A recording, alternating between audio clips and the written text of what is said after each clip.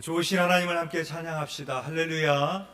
아멘. 오늘도 하나님을 의지함으로 예배하신 여러분들을 사랑하고 축복합니다. 카타르 도하에서 아시안컵 축구 대회가 열리고 있습니다. 아마 여러분들도 어제 늦은 새벽까지 한국과 호주의 경기를 보시느라 밤을 새신 분이 많이 계실 겁니다. 특별히 이번 대회가 더 재미있는 이유는 사우디와의 경기도 그랬고 호주와의 경기도 그랬고 종료 이슬이 울리기까지 끝까지 포기하지 않고 그 극적인 동점골을 넣고 역전승까지 거두었기 때문입니다. 얼마나 손에 땀을 쥐는 경기였는지 저희 아들은 경기를 보면서 조윤우 선수한테 말도 걸더라고요. 안 돼, 연우야, 너 막을 수 있지? 뭐 이러면서 네. 그렇게 말을 걸 정도까지 이렇게 긴장 있는 경기였습니다. 마치 22년 전에 한일 월드컵에 짜릿한 역전승을 떠올리게 하는 그런 경기들이었습니다. 그런데 47년 전에도 이러한 극장골이 터진 명경기가 있었습니다. 1977년 아르헨티나 월드컵 최종 예선에서 한국은 이란과의 원정 경기에서 1대2로 지고 있었는데 종료 28초를 남겨두고 동점골을 넣은 선수가 있습니다. 혹시 누군지 아십니까? 차본 건 아닙니다. 네. 아마 아시는 분이 거의 없으실 겁니다. 그 선수가 바로 할렐루야 축구단을 창립한 이영무 목사입니다. 준비한 그 장면을 영상으로 잠깐 보도록 하겠습니다. 왼쪽으로 알려주고 있습니다. 왼쪽에서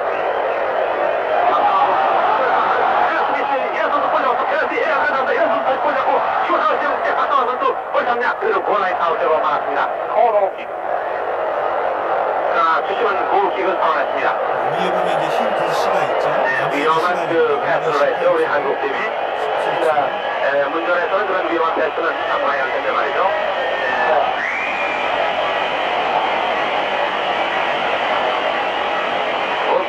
사실 이 선수는 제네럴 골키퍼입니다. 제네럴 골키퍼 골 잡고 있습니다. 어쨌든 앞에 서서 현재 폭발소에서 헤딩하고 있는 지한 이렇게 되면 우리 한국 다시 헤딩 다시 한번 골을 한국 폭발소 조용히 먼저 샷 이제 이영국 걸렸다. 이영국에서 먼저 샷 됐습니다. 차범근에게 이란 지역 올리만 수는 차범근입니다. 2대1로 치고 있는 우리 한국 왼쪽에서 조용중이 공격에 가담하고 있습니다. 이란 지역 폭발소 오른쪽으로 다시 차범근이 줬습니다. 차범근이 골을 먼저 씁니다. 오른쪽으로 샷 패스했습니다. 이제 조광을 해보는 그대로 오른쪽 골을 왼쪽이겠습니다. 이제 헤딩하냐 달려가서 슛! 슛!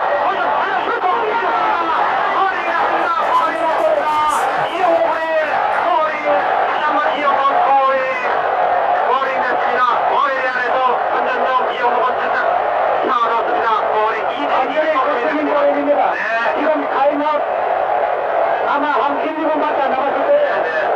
근데 문제가 헌정되게 이영호 선수가 말이 잘했습니다.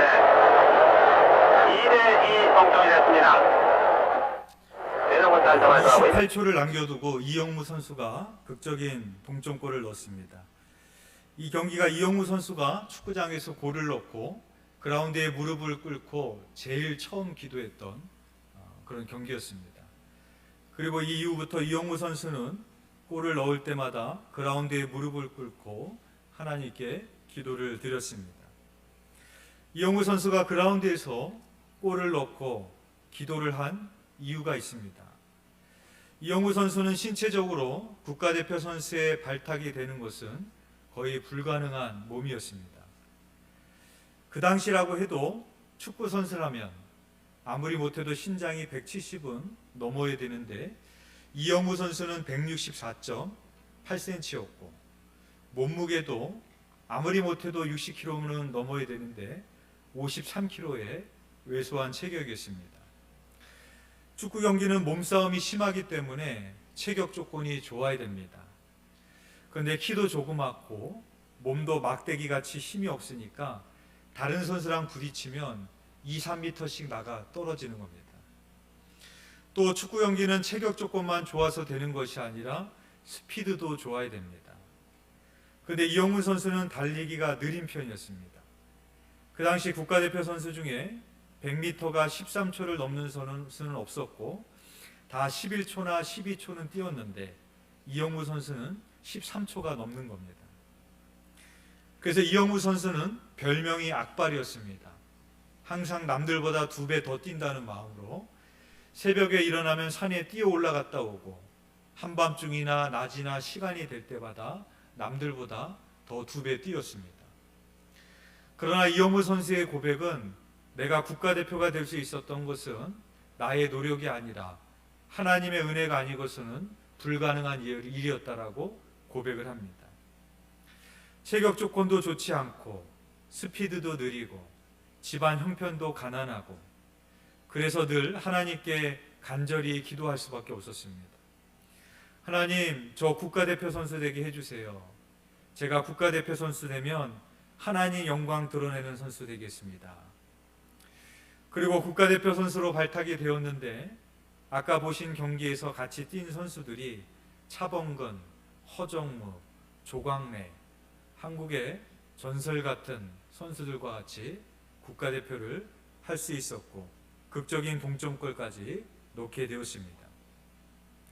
이영우 목사님의 고백이 이렇습니다. 내가 만일 키도 크고 몸무게도 많이 나가고 집도 가난하지 않았으면 나는 하나님께 저렇게 간절히 기도하지 않았을 거다. 그렇게 말을 합니다. 그래서 자기가 국가대표 선수로 뛰게 된 것이 하나님의 은혜임을 알았기에 이영우 선수는 축구장에서 골을 넣을 때마다 무릎을 꿇고 하나님께 영광을 돌렸던 것입니다. 그런데 항상 좋은 일만 일어나는 게 아니죠. 그동안 부상을 당해본 적이 없었는데 어느 날 무릎 부상을 당하게 됩니다. 치료를 받는 동안에 책을 많이 읽게 되었는데 주로 성경을 많이 읽었고 기독교의 유명한 고전인 토마스 아켄피스의 그리스도를 본받아라는 책을 읽게 되었습니다. 그 책을 읽는데 마치 하나님이 나에게 이렇게 말씀하시는 것 같더래요. 내가 정말로 하나님을 사랑한다면 내가 가장 소중히 여기고 귀중히 여기는 것을 드릴 수 있느냐? 내려놓을 수 있느냐? 포기할 수 있느냐? 이렇게 말씀하시는 것 같더랍니다. 그래서 내가 가장 소중히 여기는 것은 뭘까라고 생각을 해보니까 그 답을 찾는 것은 어렵지 않았습니다. 그것은 축구 국가대표 선수였습니다. 설마 주님께서 대표 선수 내려놓으라는 건 아니겠지? 그런 불안한 마음에 일주일 동안 기도를 하지 못했답니다. 기도하면 괜히 또 그렇게 말씀하실까봐 불안해서 기도도 못했답니다. 그런데 또 곰곰이 생각해 보니까 주신 이도 여호와요 취하실 이도 여호와고 내가 적신으로 왔다 적신으로 가야 되는 몸인데 내가 국가대표 된 것도 감사하고 그동안 누린 것도 감사하고 지금까지 많은 팬들한테 박수갈채 받은 것도 감사하지. 그래, 주님이 내려놓으라고 하면 내려놓을 수도 있지. 그런 마음이 들더랍니다. 또 그렇게 마음을 먹고 감독한테 가서 그만두겠다고 사표를 제출하고 태릉선수촌을 나오는데 눈물이 핑 돌더랍니다. 그런데 문제는 부모님과 의논을 하지 않고 결정한 겁니다. 아버지가 굉장히 무서운 분이신데 이 사실을 알게 되면 분명히 다리 몽둥이를 부러뜨릴 그럴 아버지를 알았기 때문에 집에도 못 가고 기도원으로 3개월 동안 돌아다니면서 생활을 하게 됐습니다. 그러면서 하나님의 말씀을 읽고 기도하며 시간을 보내다가 그 기도 가운데 할렐루야 축구단에 대한 비전을 받게 되었던 것입니다. 전 세계를 다니면서 축구를 통해 많은 사람에게 복음을 전해야겠다라는 비전을 갖게 된 것입니다. 그리고 축구를 통해서 복음을 전하게 되는데 그때 차범근 선수가 하나님을 믿지 않았다고 합니다. 여러 차례 전도하려고 했지만 그렇게 완강하게 거절했던 차범근 선수도 마침내 전도하게 됩니다. 이영우 목사님의 고백이 이겁니다. 내가 한국 국가대표 선수가 되어서 그라운드를 뛰어다니며 골을 넣었을 때 그 기쁨과 감동은 이루 말할 수 없었다. 하지만 내가 하나님의 나라의 대표 선수가 되어서 전 세계를 누비며 많은 사람들에게 그 복음을 전했을 때 믿지 않은 영혼이 하나님을 영접하게 될 때가 나는 훨씬 더 기뻤다. 그렇게 고백을 합니다. 오늘 본문 고린도전서 9장 24절의 말씀입니다. 우리 함께 봉독해 보겠습니다. 시작. 운동장에서 다름질하는 자들이 다 달릴지라도 오직 상을 받는 사람은 한 사람인 줄을 너희가 알지 못하느냐. 너희도 상을 받도록 이와 같이 다름질하라. 아멘. 바울 당시 고린도에서는 매 3년마다 운동 경기가 개최되었습니다. 지금도 그렇지만 당시 운동 경기자들은 단 한 번의 승리의 영광을 얻기 위해 부단한 연습과 절제의 훈련을 해야만 됐습니다. 24절은 바울이 육상 경기를 비유로 들어 신앙생활에 최선을 다해야 될 것을 교훈하고 있는 내용입니다. 운동장에서 다름질을 한다고 모든 선수가 상을 받지 않습니다. 그 중에 상을 받는 사람은 한 사람뿐입니다. 주님께서는 선한 포도원 주인의 비유를 통해서 일찍 온 일꾼이나 늦게 온 일꾼이나 똑같은 상을 받는다고 말씀하셨습니다. 그러면 여기서 바울이 말하고 있는 그 상은 천국의 1등상이나 2등상이 있다라는 그런 의미는 아닙니다. 단지 바울은 우리가 신앙생활에 있어서 최선을 다해야 됨을 우리들에게 교훈하고 있는 것입니다. 지난번 카타르 월드컵 때 전 세계 지역 예선에 참여한 국가의 수가 211개입니다. 유엔에 가입한 나라의 숫자보다 많습니다. 그러니까 전 세계적으로 축구를 얼만큼 좋아하는지를 알 수 있는 거죠. 그런데 그 중에 상을 받는 나라는 한 나라뿐입니다. 그러면 우승을 하기까지 선수들이 얼마나 피와 땀을 흘려야 되겠습니까? 어제 한국과 호주와의 경기 보셨죠?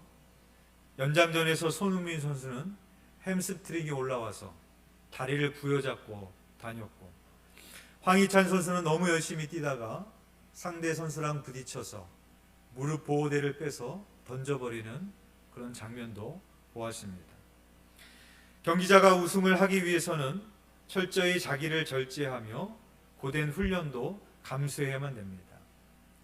우리 25절의 말씀 함께 봉독해 보겠습니다. 시작. 이기기를 다투는 자마다 모든 일에 절제하다니 그들은 썩을 승리자의 관을 얻고자 하되 우리는 썩지 아니할 것을 얻고자 하노라. 아멘. 여기서 절제라는 말은 훈련이라는 의미가 내포되어 있습니다.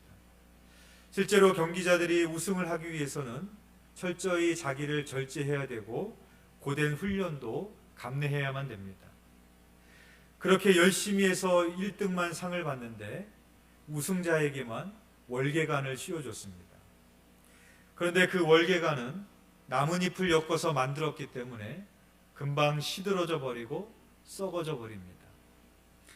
제가 오늘 이영무 선수의 이야기를 해드렸는데 이영무 선수에 대해서 아시는 분 아마 거의 없으셨을 겁니다.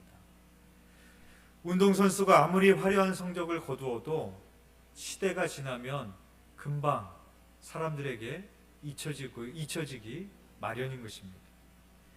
그래서 바울은 잠시 있다가 시들어버리고 썩어져 버릴 그 월계관을 받기 위해 세상의 경주자들도 저렇게 열심히 훈련을 하는데 하물며 하나님께서는 우리에게 영원히 썩지 아니할 면류관을 주실 것인데 우리는 그 상급을 위해서 열심히 다름질하고 있는지 우리들에게 질문하고 있는 것입니다. 제가 어제 오후에 난곡 사거리 신호등을 건너가는데 그 사거리에서 신천지가 현수막을 걸어놓고 버젓이 대놓고 전도를 하고 있었습니다. 대부분의 사람들은 그냥 외면하고 가버리죠. 그런데 한 여자분이 그 전단지를 받으시더라고요.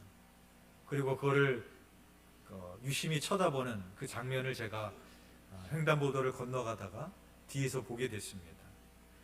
그분을 보면서 제가 안타까운 마음이 들었습니다. 그래서 제가 쫓아갔습니다. 그리고 설명해 줬습니다. 이거 신천지 이단입니다. 이거 읽으시면 안 됩니다. 전화도 받으시면 안 되고 절대 가시면 안 됩니다. 그렇게 제가 말씀을 드리고 왔습니다.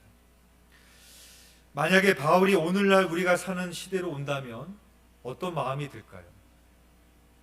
가짜는 저렇게 열심히 사람들을 전도해서 현혹하고 있는데 진짜인 교회는 전하지 않고 그 복음의 능력 가운데 살지 않으려고 하는 오늘날 우리들의 현실을 보면 바울은 얼마나 기가 막힌 마음이 들까, 그런 생각이 들게 되어집니다. 고린도전서 9장 16절의 말씀입니다.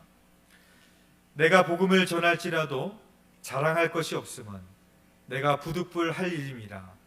만일 복음을 전하지 아니하면 내게 화가 있을 것이로다 라고 말하고 있습니다.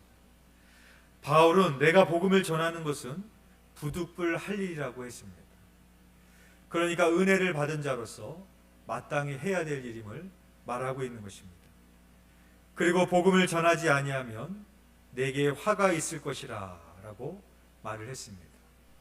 사실 오늘날 이렇게 SNS와 인터넷과 이렇게 모든 미디어가 발달한 세상에서 복음을 전한다는 것이 그렇게 중요한가? 우리는 그 중요성을 좀 간과하기 쉽습니다. 또 우리가 살아가는 이 시대를 보면 점점 들으려고 하지 않고 기독교를 욕하는 사람들이 많기 때문에 우리는 전해야 될 필요성에 대해서 점점 그 중요성을 잃어버리는 그런 시대를 살아가고 있습니다. 그러나 바울의 삶을 한번 돌아본다면 바울이 왜 그렇게 산의 위험과 강도의 위험과 수많은 위험을 받으면서도 자기의 생명까지도 아낌없이 왜 그렇게 복음을 전해야만 했을까? 내 인생을 전체를 걸 만큼 왜 그렇게 바울은 복음을 전해야만 했을까? 이 땅에 들어오셨던 선교사님, 자기의 자녀들을 이 땅에 묻기까지 왜 그런 선택을 하시고 결정을 하셨을까?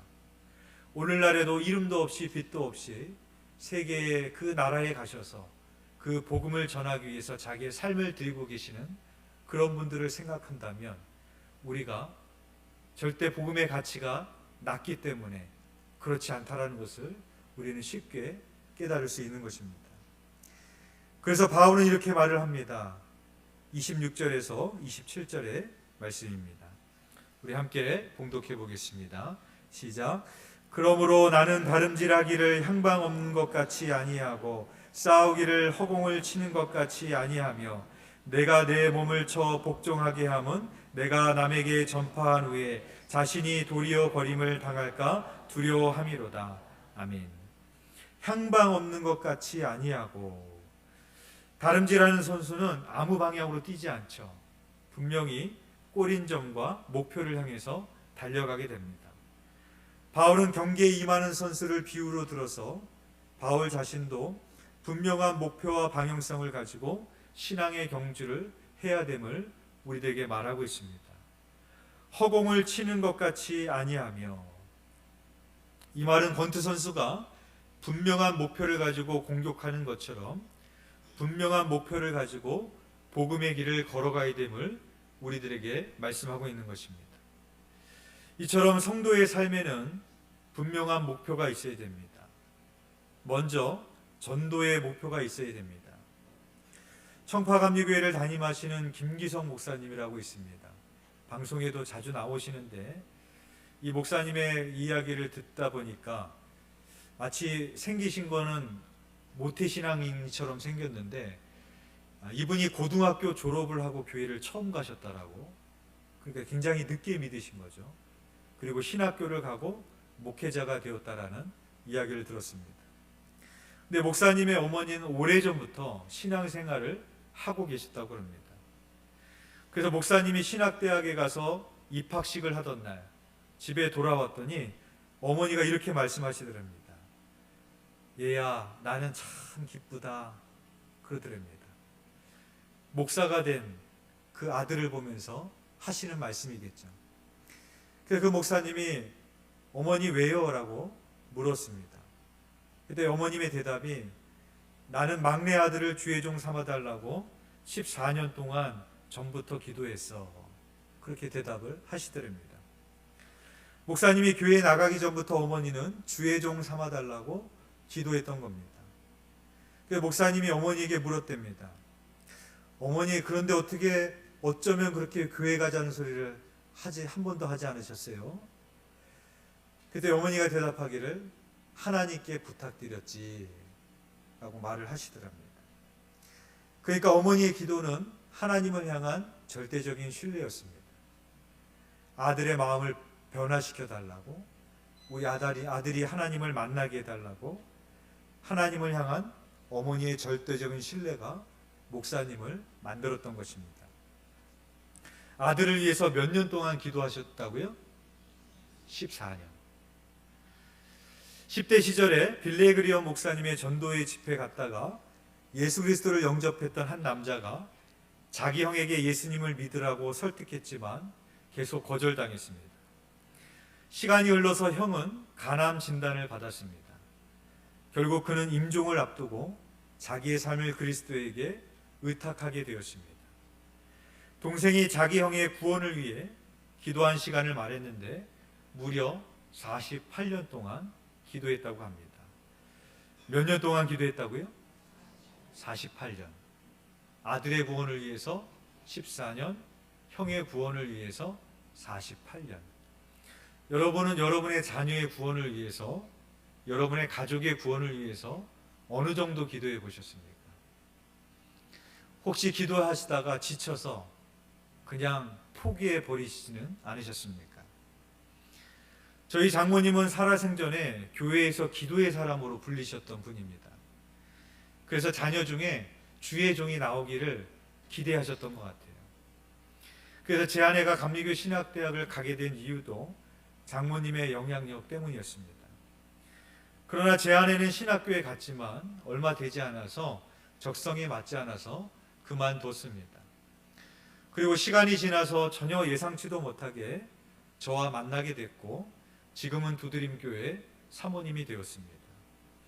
이 이야기를 저와 제 아내가 나누다 보면 저의 장모님의 기도 때문이라고 그렇게 고백할 수밖에 없어요. 여러분의 자녀의 구원을 위해서, 여러분의 자녀의 가정의 구원을 위해서 어느 정도 기도해 보셨습니까? 조금 해보다 포기하지는 않으셨습니까? 다른 것은 포기할지라도 이것만큼은 포기하지 말아야 되지 않겠습니까? 여러분의 자녀와 가족의 구원을 위해서 기도하시기를 바랍니다. 끈질기게 평생 그렇게 기도하셔야 됩니다.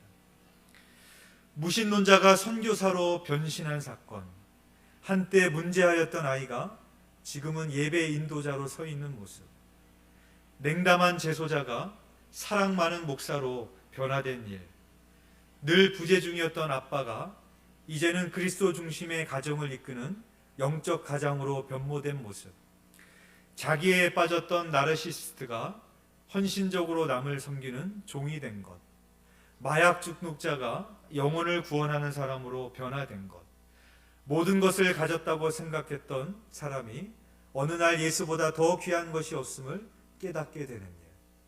여러분, 이보다 세상에 더 좋은 일이 어디 있겠습니까? 우주를 만드신 창조주의 메신저로서 불확실한 미래를 살아가는 누군가에게 다가가는 일보다 더 중요한 일이 어디 있겠습니까? 우리는 하나님 나라의 국가대표 선수입니다. 그렇다면 우리는 바울처럼 뚜렷한 목표를 가져야 됩니다. 우리 옆 사람과 한번 인사해 보시겠습니다. 우리 옆 사람과 인사하실 때 이렇게 인사하겠습니다. 아무리 봐도 국가대표 선수 같습니다. 우리 한번 더 인사하실 때 우리는 하나님 나라의 국가대표 선수입니다. 아멘. 여러분, 축구 경기 보셨잖아요. 그 선수들이 마지막까지 포기하지 않고 모든 것을 다 쏟아볼 정도로 뛰어다니는, 그것이 우리들의 신앙의 경주가 되어야 될 줄 믿습니다. 예수 그리스도는 잃어버린 자를 찾아 구원하시기, 잃어버린 자를 찾으려고 내가 이 땅에 왔다, 이 땅에 오신 목적을 분명히 말씀을 하셨습니다. 그리고 우리에게 땅끝까지 이르러 내 증인이 되라는 사명도 주셨습니다. 우리 안에 하나님의 부흥이 일어나야 되는데 우리가 회복해야 될 부흥은 뭘까? 바로 주님께서 이 땅에 오셨던 목적, 주님께서 그 잃어버린 영혼을 구하려고 했던 그 마음, 그 주님의 비전을 회복하는 것이 지금 우리에게 필요한 하나님의 부흥인 줄 믿습니다. 바라기는 주님의 비전을 회복하는 그 부흥의 역사가 저와 여러분들에게 함께 임하시기를 주님의 이름으로 축원드립니다. 기도드리겠습니다.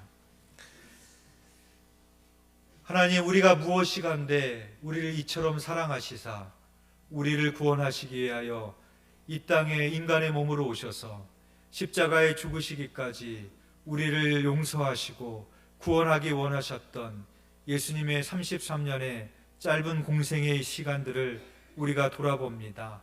사도 바울조차도 내가 전제와 같이 부어졌고 내가 떠날 시각이 가까웠지만 나의 믿음을 지켰다는 표대를 향해서 인생의 목표를 향해서 다름질하였던 사도 바울의 인생을 돌아봅니다. 하나님께서 우리를 부르신 이후 하나님 나라의 대표 선수들로 우리를 불러주신 줄 믿습니다.